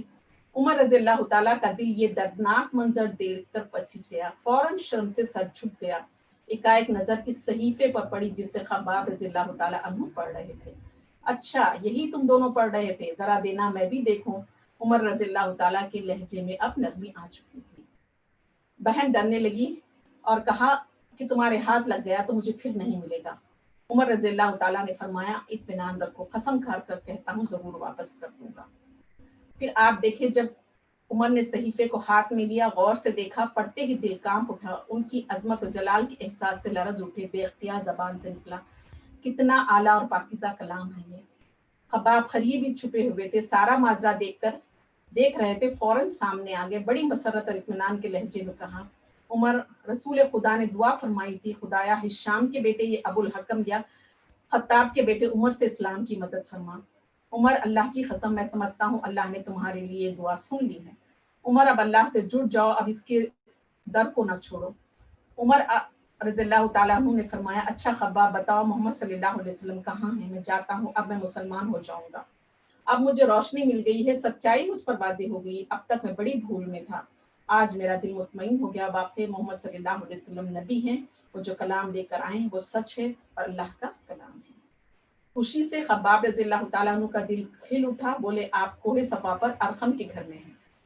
آپ دیکھیں یعنی آپ کی بہن کے لیے زندگی کا بہت ہی پرمسرت لمحہ تھا کہ حضرت عمر جو ہے وہ اسلام لانے کے لیے تیار ہو گئے تھے۔ کہاں تو عمر مشرک تھے تو نبی کریم صلی اللہ علیہ وسلم کے خون کے پیاسے تھے، اور کہاں اب آپ دیکھیں گے ایک جانثار غلام تھے اور نبی کریم صلی اللہ علیہ وسلم کے ساتھی بننے کے لیے تیار تھے۔ جب عمر ارقم کے گھر پہنچے تو دروازہ بند تھا، کنڈی کھٹکھٹائی تو بلال کی آواز آئی، کون ہے؟ جواب ملا خطاب کا بیٹا عمر۔ اس وقت نبی کریم صلی اللہ علیہ وسلم اپنے کچھ ساتھیوں میں تھے، حمزہ، ابوبکر، بلال اور علی بھی موجود تھے۔ بلال رضی اللہ تعالیٰ آپ کے پاس آئے، عرض کیا اللہ کے رسول دروازے پر خطاب کا بیٹا عمر ہے، اگر کھول دیا تو ڈر ہے یہاں کوئی قیامت نہ کھڑی کر دے۔ حضور نے کہا اسے اندر آنے دو، اگر نیت ٹھیک ہے تو کیا کہنا؟ حمزہ اگر بری ہوئی تو اس کو مارنا میرے بائیں ہاتھ کا کھیل ہے۔ بلال دروازہ کھولنے گئے، حمزہ بھی ساتھ ہو لیے، عمر رضی اللہ تعالیٰ نے اگر حملہ کیا تو بلال کی مدد کریں گے۔ جیسے ہی دروازہ کھلا حضرت عمر اندر آ گئے اور انہوں نے نبی کریم صلی اللہ علیہ وسلم نے آپ کے دل دعا کی کہ اللہ تعالیٰ عمر کے دل میں جو کھوٹ ہو دور کر دے، ان کا سینہ نور ایمان سے جگمگا دے۔ پھر اس کے بعد آپ دیکھیں گے آپ نے کہا کہ میں ایمان لانے کے لیے آپ کے پاس آیا ہوں، تو آپ دیکھیں گے جیسے ہی آپ نے یہ بات کہی اس وقت جتنے مسلمان وہاں پر موجود تھے انہوں نے نعرے تکبیر لگایا اور کہا اللہ اکبر اللہ اکبر اللہ اکبر۔ تھوڑی دیر کے لیے ایک عجیب سا سما بن گیا، پوری فضا پر ایک رعب اور ایک دبدبا جلال چھا گیا۔ یہ ایک فقرہ تھا جو بے اختیار زبانوں سے نکل پڑا، یہ بتا رہا تھا ان کو کتنی زیادہ خوشی ہوئی، روح کو کتنا سکون اور دل کو کتنا سرور ہے، کیونکہ آج حضرت عمر رضی اللہ تعالیٰ عنہ مسلمان تھے، آج عمر ان کے ساتھ تھے، عمر مسلمان ہوئے تو آپ نے نبی کریم صلی اللہ علیہ وسلم نے اللہ کا شکر ادا کیا، ان کے سینے پر دست مبارک پھیرا اور دعا کی اللہ عمر کو ہدایت دے، اللہ عمر کو ثابت قدم رکھ۔ اب آپ دیکھیں حضرت عمر بھی مسلمانوں کے ساتھ بیٹھ گئے اور باتیں کرنے لگے۔ پھر آپ نے فرمایا اللہ کے رسول کیا ہم پر حق نہیں ہے چاہے مرے چاہے جئیں؟ کیوں نہیں؟ اللہ اس کی ذات کی قسم میری جان ہے، تم حق پر ہو، مرنے اور جینے سے کیا ہوتا ہے؟ عرض کیا پھر چھپنا کیسا اے اللہ کے رسول؟ پھر عرض کیا اللہ کی عبادت اور چھپ کر کی جائے یہ ممکن نہ ہے، اس ذات کی قسم جس نے آپ کو حق کے ساتھ بھیجا، جن جن مجلسوں میں اب تک کفر کے گن گائے گئے اب وہاں جا کر اسلام کے نعرے لگاؤں گا۔ آپ نے ساتھیوں کی 2 صفیں بنائی، ایک امیر حضرت عمر تھے اور دوسرے حضرت حمزہ۔ بہادر جوانوں کی دونوں صفیں کعبے کی طرف پلٹی، وہاں پہنچ کر نماز ادا کی۔ پھر اس کے ساتھ ساتھ آپ لوگوں نے یعنی لا الہ الا اللہ محمد رسول اللہ زور سے پڑھا۔ آج آپ دیکھیں اسلام کی تابانی کا یعنی اسلام کی ترقی کا عروج کا پہلا دن تھا۔ آج پہلی بار اسلام پوری شان و شوکت سے کعبۃ اللہ میں نمودار ہوا تھا۔ اس دن قریش کو جتنا رنج و ملال ہوا کبھی نہ ہوا تھا۔ مسلمانوں کو جتنی خوشی تھی اس سے کہیں زیادہ خوشی حضرت عمر کو تھی کہ آج دنیا کی سب سے بڑی دولت انہیں حاصل ہو گئی۔ حضرت عمر نے گھوم گھوم کر اس رات اپنے اسلام کا اعلان کیا اور لوگوں کو بھی اسلام لانے کی دعوت دی۔ آج تک جو دلیری اور بے باکی اسلام سے روکنے میں صرف ہو رہی تھی، آج وہی دلیری وہ بے باکی اس کی تبلیغ میں نمایاں تھی۔ ابو جہل یعنی ان کا ماموں تھا، اس کے یہاں بھی گئے، ہاں وہی ابو جہل جو اسلام کے نام ہی سے جلتا تھا، جو آپ صلی اللہ علیہ وسلم کے لیے ہر آن یعنی غصے میں رہتا تھا۔ وہ باہر آیا، آپ نے اس کے گھر پہ گیا، کھٹکھٹایا تو وہ باہر آیا، بہت ہی پیار و محبت سے ملا، کہا خوش آمدید بھانجے، کہو کیسے آئے؟ بس یہ بتانے آیا ہوں کہ اب میں مسلمان ہو گیا ہوں، میں اللہ واحد پر ایمان لے آیا، نبی کریم صلی اللہ علیہ وسلم کو نبی مان لیا اور ان کی باتوں کو تسلیم کر لیا۔ عمر رضی اللہ تعالیٰ نے اس کی آنکھوں میں آنکھیں ڈال کر اپنے ایمان کا اعلان کر دیا۔ ابو جہل کے ذہن و دماغ پر جیسے بجلی گر گئی، اس نے زور زور سے دروازہ پیٹا اور کڑک کر بولا خدا تجھے غارت کرے، تیرے دین کا جنازہ اٹھے، تو اس وقت کیسی منحوس خبر لے کر آیا؟ اب قریش عمر پر پل پڑے، ان کو ستانے اور تنگ کرنے لگے۔ عمر بھی تلوار سے ان کا مقابلہ کرتے رہے، کافروں میں ہوتے ہوئے بھی ڈر نام کو نہ تھا، بار شیر کی طرح گرجتے بے باکی سے کہا सुन लो मैं गवाही देता हूँ अल्लाह के सिवा कोई माबूद नहीं और मोहम्मद सल्लल्लाहु अलैहि वसल्लम अल्लाह के सच्चे रसूल हैं। इसी मौके पर नबी करीम सल्लल्लाहु अलैहि वसल्लम ने हज़रत उमर रज़ियल्लाहु ताला को फारूक का खिताब दिया कि अल्लाह ने इनके ज़रिए हक़ और बातिल में फ़र्क किया। ये नबूवत का आप देखें 6वां साल था। हज़रत हमज़ा को मुसलमान हुए अभी 3 ही दिन हुए थे कि हज़रत उमर भी इस्लाम कबूल करे। सुभान अल्लाह। तो आप देखिए हज़रत उमर रज़ियल्लाहु ताला में कई ऐसी यानी आपके अंदर अल्लाह ताला ने गैर मामूली सलाहियत रखी थी कि आप बेइंतहा बेबाक थे, आप बेइंतहा निडर थे और आपने जब इस्लाम को कबूल किया तो खुल्लम खुल्ला अपने इस्लाम का इजहार किया। फिर आप देखें हज़रत उमर रज़ियल्लाहु ताला अन्हु जब भी कोई बात कहते यानी इस्लाम के ताल्लुक से आप कोई भी राय देते या बात को कहते तो अल्लाह ताला उसी के ताल्लुक से आप देखेंगे फौरन कुरान यानी कुरान की आयतें नाजिल होती और वही हुक्म के तौर पर नाजिल हो जाता था। सुभान अल्लाह। तो यहाँ पर आप देखेंगे जब भी हज़रत उमर ने कोई बात कही उसको कंफर्म करते हुए अल्लाह सुब्हानहू तआला ने कुरान की आयतों को नाजिल फरमाया है। अल्हम्दुलिल्लाह। बहुत सारी आयतें इस तरीके से नाजिल हुई कि हज़रत उमर रज़ियल्लाहु ताला अन्हु ने पर्दे के सिलसिले में फरमाया कि उम्मतुल मोमिनीन को पर्दा करना चाहिए, तो आयतें पर्दा नाजिल हुई हैं। तो इसी तरीके से बहुत सारे मामलात में हज़रत उमर ने जब राय दी तो वो उसकी कंफर्म करती हुई कुरान की आयतें नाजिल हुई। सुभान अल्लाह। अल्लाह ताला ने इस्लाम को मुसलमानों को ताकत और तक़वियत हज़रत उमर रज़ियल्लाहु ताला के ज़रिए से पहुँचाई। अल्हम्दुलिल्लाह। आप देखें हज़रत हमज़ा और हज़रत उमर रज़ियल्लाहु ताला की इस्लाम कबूल करने की वजह से इस्लाम को बहुत ज़्यादा यानी ताकत और बहुत ज़्यादा मदद हासिल हुई। अब आप देखें इस तरीके से दिन ब दिन मुसलमानों का जोर बढ़ रहा था, लोग रफ्ता रफ्ता इस्लाम की तरफ खींच रहे थे। तो क्या कुरैश भी आप देखें हाथ पर हाथ या पाँव मार कर बैठे रहेंगे? ऐसा तो मुमकिन नहीं था। वो बराबर इस धुन में रहे कि किस तरह मुसलमानों में फूट डाल दें, जाननिसारों को नबी करीम सल्लल्लाहु अलैहि वसल्लम से बदगुमान कर दिया। इस गर्ज से वो एक रोज सर जोड़कर बैठे और सोचने लगे क्या तदबीर की जाए कि मोहम्मद सल्लल्लाहु अलैहि वसल्लम की अकीदतमंदों का बादल छट जाए, सारे जाननिसार गिर्द की तरह उड़ जाएं और वो बेबस होकर रह जाएं। यानी बहुत देर हो गई, वो सोचते रहे, गौर करते रहे। आखिरकार में राय हुई मोहम्मद सल्लल्लाहु अलैहि वसल्लम का बायकाट किया जाए, यानी मुकम्मल बायकाट। आप सल्लल्लाहु अलैहि वसल्लम से और आपके साथियों से कोई ताल्लुक ना रखा जाए, न कोई शादी ब्याह करे, ना खरीदो फरोख्त करे, ना खाने पीने का कोई सामान दे और ना किसी तरह का लेन देन करे। इस राय की सबने तायद की। बात और पक्की करने के लिए एक तहरीरी माहिदा भी हुआ जिसमें इन्हीं नापाक अज़ाइम का तस्करा था। माहिदा काबे में लटका दिया गया, हर एक इसका एहतराम करे, ना कोई इसकी खिलाफ वर्जी करे, ना इसे हाथ लगाने की जरूरत करे।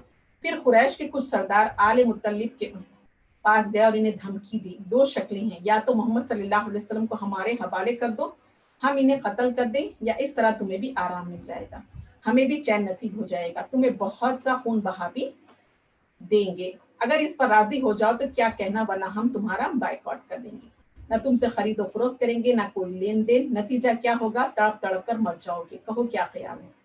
आले मुत्तलिब ये सोचने को भी तैयार न थे कि आप सल्लल्लाहु अलैहि वसल्लम को बेरहम हाथों में दे दिया जाए और वो अपने दिल के अरमान को पूरे कर ले। आप सल्लल्लाहु अलैहि वसल्लम इनकी आंखों का नूर और दिल का सुरूर थे। आप सल्लल्लाहु अलैहि वसल्लम इनको इनकी जान से भी ज्यादा अजीज थे। उन्होंने कुरैश की धमकियों का जरा भी ख्याल न किया, साफ साफ कह दिया हर बात गवारा है, मोहम्मद को छोड़ना गवारा नहीं। मुश्रिकीन ने कहा तो ठीक है, आज से हम तुम्हारे दुश्मन, तुम हमारे दुश्मन, और अब हम तुम्हारा मुहासरा करेंगे। कुरैश ने इनका मुहासरा कर लिया, भूखों मारने की मुहिम शुरू कर दी। बनी हाशिम आले मुत्तलिब के रिश्तेदार थे, इसलिए वो भी इनके साथ थे। सिर्फ अबू लहब ने बेवफाई की, इसने पूरे खानदान की मुखालिफत की और कुरैश की तरफदारी की, क्योंकि ये खानदान से बेजार था, इनको मुसीबत में देखकर फूला न समाता था।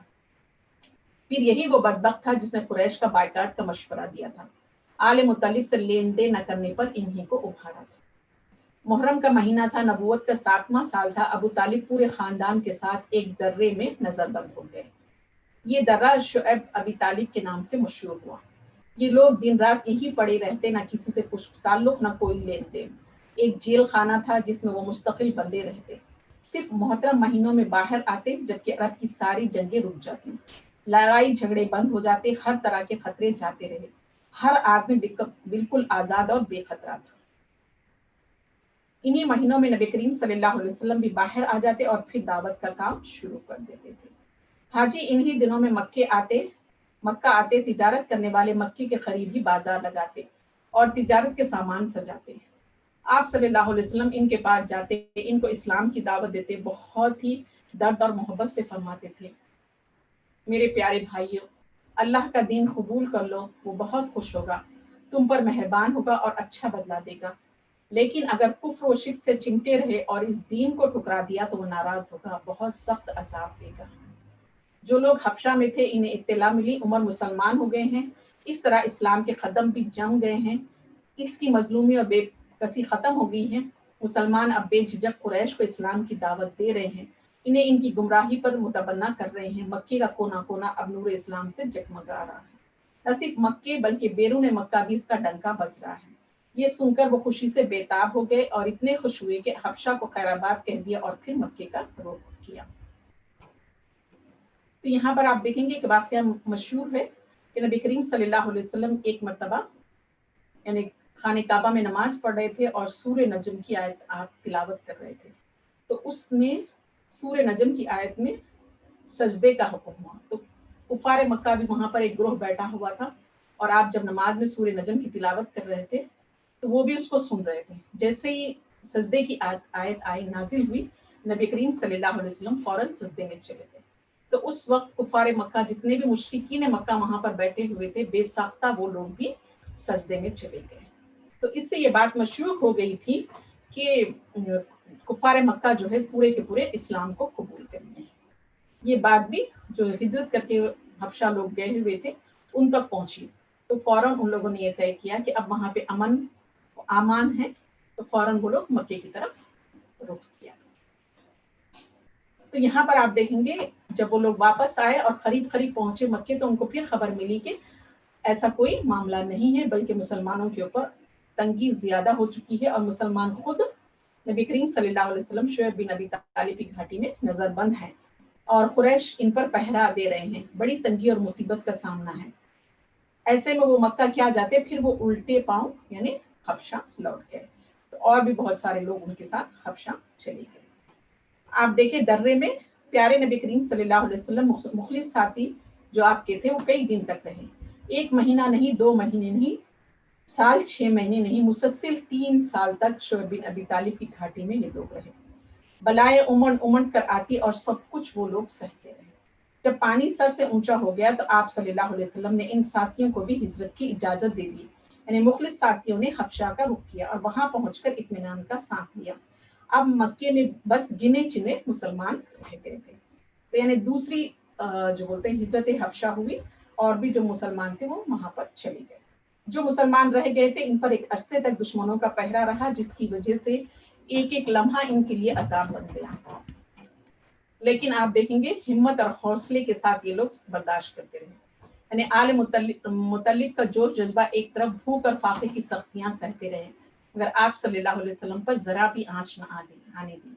जी जान से आप सल्लल्लाहु अलैहि वसल्लम की हिफाजत की। आपके चचा अबू तालिब की शफकत और मोहब्बत तो काबिले दीदनी थी। वो आप सल्लल्लाहु अलैहि वसल्लम के पीछे बिल्कुल दीवाने रहते, जैसे एक शफीक माँ लख्त जिगर के पीछे एक लम्हे के लिए भी आप देखेंगे आपसे गाफिल ना होते, हमेशा कलेजे से लगा रखते, सोते भी तो साथ सुलाते। कभी किसी मजबूरी के साथ की वजह से साथ छोड़ना पड़ता तो अपनी जगह किसी बेटे को कर देते थे कि रात में जागकर आपकी हिफाजत करें।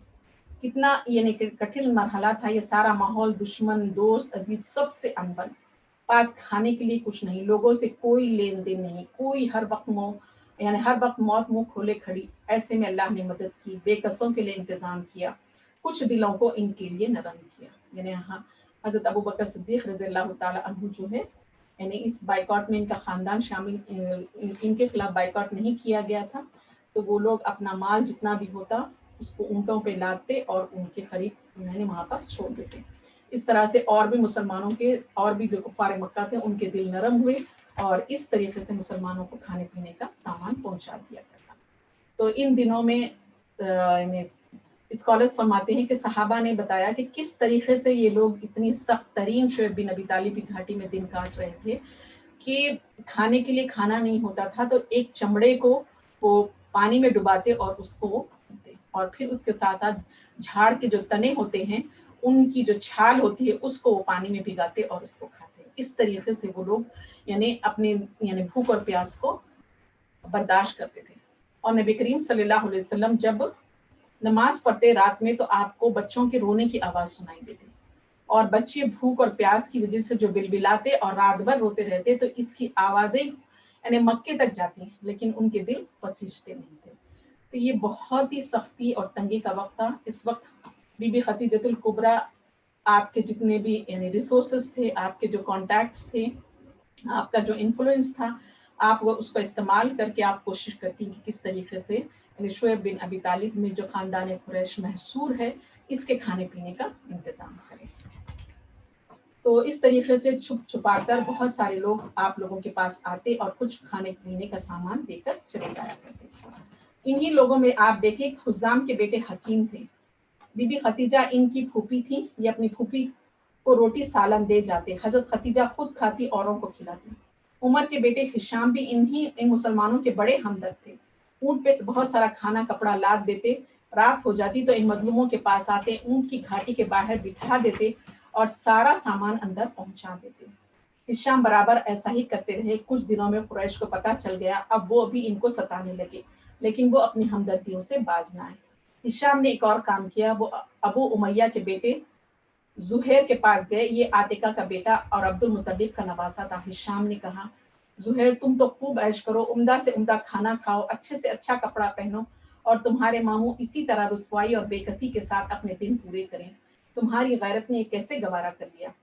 اللہ کی قسم اگر یہ لوگ ابو الحکم ابو جہل کے ماموں ہوتے اور تم ایسا کرنے کو کہتے تو ہرگز نہ تیار ہوتے۔ زہیر اکیلا چنا کیا پھاڑ پھوڑے گا، میں تن تنہا کیا کر سکتا ہوں؟ خدا کی قسم کوئی ساتھ دینے والا ہوتا تو میں اس وحشیانہ معاہدے کو توڑ دیتا۔ ہشام کوئی اور مل جائے تو؟ زنیر وہ کون ہے؟ ہشام میں تمہارا ساتھ دوں گا۔ زہیر اچھا ایک اور آدمی تلاش کرو، اور کوئی مل جائے تو اچھا رہے گا۔ دونوں جوان یہ ظالمانہ معاہدہ توڑنے کے لیے کمر بستہ ہو گئے۔ وہ معاہدہ جو سارے قریش کا معاہدہ تھا اب وہ کسی تیسرے کو ڈھونڈنے لگے۔ اللہ نے مدد کی، نہ صرف ایک بلکہ تین بہادر ان کے ساتھ ہو گئے۔ یہ تینوں قریش کے معزز سردار تھے، ایک عدی کے بیٹے محتم تھے، دوسرے ہشام کے بیٹے ابو الخیر، تیسری اسود کے بیٹے زما۔ صبح ہوئی تو ہشام، محتم، ابو الخیر اور زوما گھر سے نکل کھڑے ہوئے۔ کعبے کے قریب ہی قریش جلسہ جمائے بیٹھے تھے، یہ چاروں سردار بھی وہیں جا کر بیٹھ گئے۔ زہیر گئے، کعبے کا طواف کیا، پھر آ کر بولے، مکے والوں ہم تو مزے سے کھاتے پیتے ہیں اور بنی ہاشم ایک ایک نوالے کو ترس رہے ہیں، نہ کسی سے لین دین کر سکتے ہیں نہ خرید و فروخت۔ یہ کیا مناسب ہے؟ کیا یہ کوئی انسانیت ہے؟ کیا مروت اور شرافت کا تقاضا یہی ہے؟ اللہ کی قسم میں نہیں بیٹھ سکتا جب تک اس ناپاک معاہدے کی دھجیاں نہ اڑا دوں۔ یہ سنتے ہی ابو جہل تن کر اٹھا اور کڑک کر بولا، تو نے غلط کہا، خدا کی قسم یہ ہرگز نہ ہوگا۔ اس دم زہیر کے سب ساتھی ایک ساتھ بول اٹھے، ہاں بالکل ٹھیک ہے، یہ ہوگا، ضرور ہو کر رہے گا۔ ابو جہل سمجھ گیا کوئی سوچی سمجھی اسکیم ہے، اس میں بولنا بیکار ہے، وہ کلیجہ محسوس کر رہ گیا۔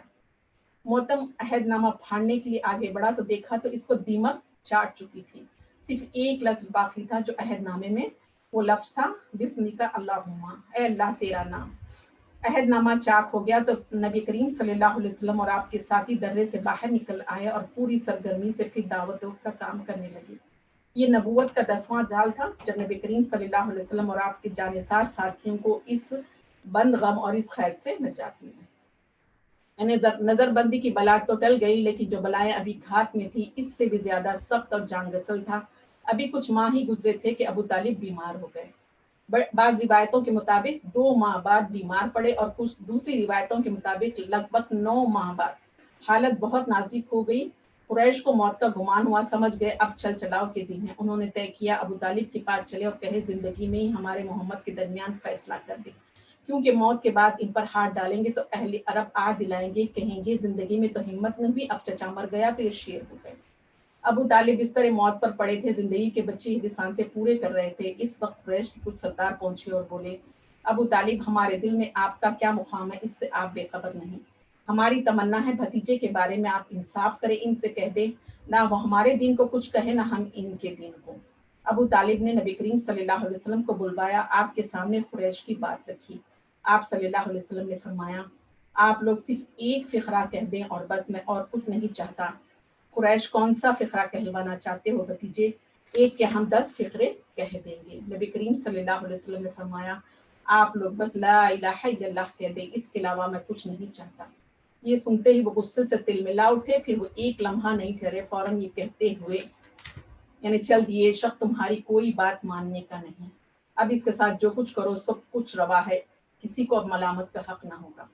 قریش کے اس رویے سے ابو طالب کو سخت تکلیف ہوئی اور فرمایا جان تم نے کچھ غلط بات تو نہیں کی، پھر یہ لوگ اس قدر کیوں اکھڑ گئے؟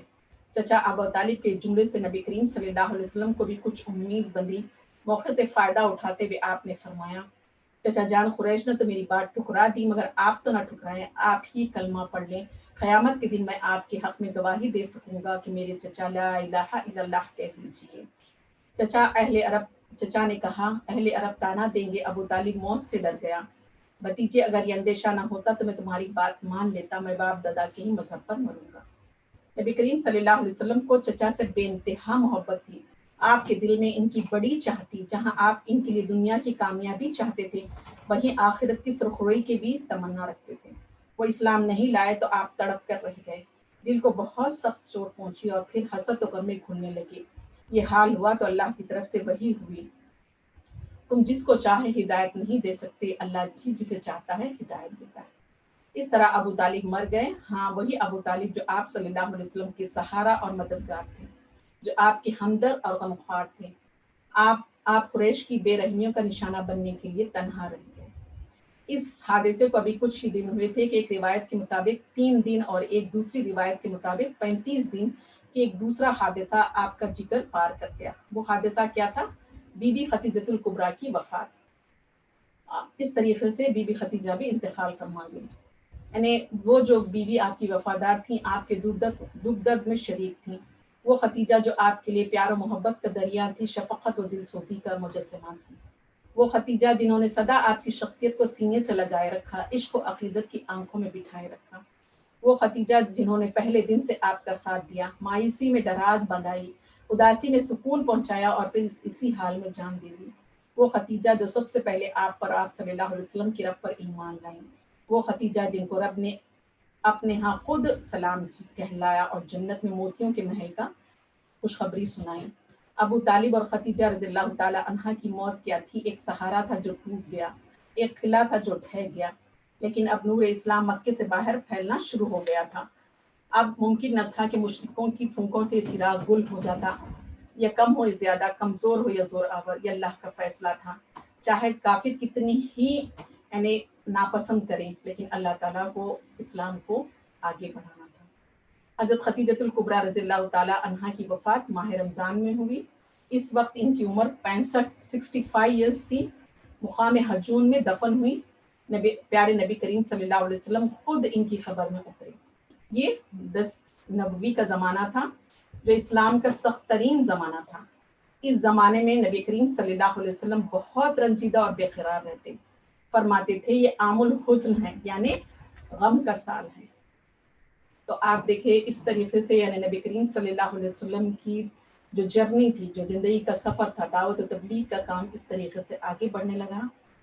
تو ان تمام واقعات کو سننے کے بعد جو چیز ہمارے سمجھ میں آتی ہے، جس سے ہمیں لیسن لینا ہے، سب سے پہلی چیز تو یہ ہے کہ اللہ تعالیٰ دین اسلام کی مدد کرتا ہے۔ اللہ تعالیٰ بہت سارے شخصیتوں اور انسانوں کے ذریعے بھی اللہ تعالیٰ دین اسلام کی مدد کرتا ہے، اور دین اسلام پر عمل کرتے ہوئے، اللہ کی دین پر عمل کرتے ہوئے اگر اس راستے میں کوئی مشکلات یا پریشانیاں آئیں تو اس سے پریشان ہونے کی ضرورت نہیں ہے، بلکہ یہ ضروری ہے کہ ہم دین اسلام پر عمل کرتے رہیں، اس پر ثابت قدمی سے رہیں، اور آنے والے مشکلات اور پریشانیوں کو صبر و استقامت کے ساتھ جھیلتے رہیں، تو آپ دیکھیں کامیابی ان کے قدم چومتی ہے۔